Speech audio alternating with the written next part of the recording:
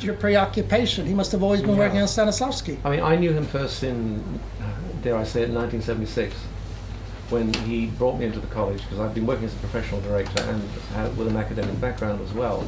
When he started something which we haven't mentioned yet, which is he started the first degree in acting in the UK, something which of course has now become common currency everywhere, not only influencing theatre schools, but also influencing universities in the drama department. He worked very hard to get that too, through the education councils and so. A lot of infighting and external fighting with the university sector and with the new NCDT sector, the National Council for Drama Training, because there were some people obviously who thought you know, if you ask an actor to pick up a book, they can't act. And you know, the other way around, you know, how on earth can you develop ideas, research, and analyze through practice instead of reading a book?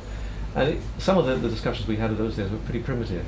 But it was the first intake that had Gary Oldman as one of our young actors, and we broke new ground. We had a lot of fights, not with Norman actually.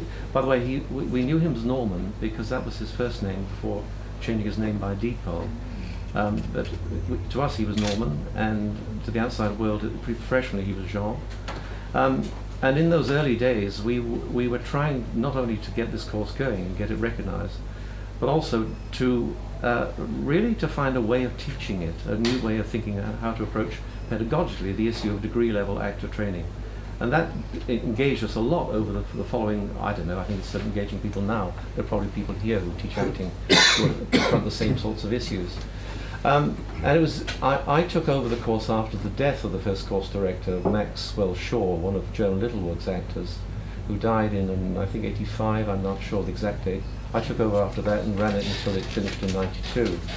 And it was in that period that he started to work on Stanislavski.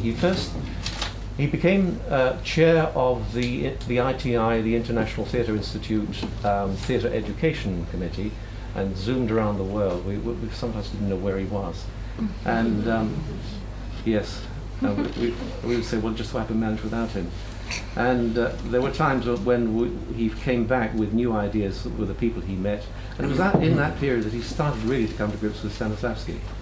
And the first fruit of that was his little book called Stanislavski: An Introduction, which came out in 1982, was revised in 89, and again I think in 91 or 2.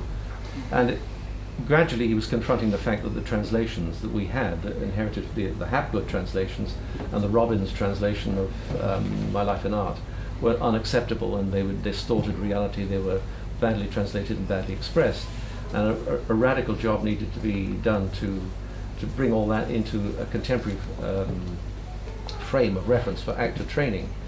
And so he increasingly became involved in a dialogue with the staff, I remember, about Stanislavski, and that was really the germ of the work from there on into the translation work.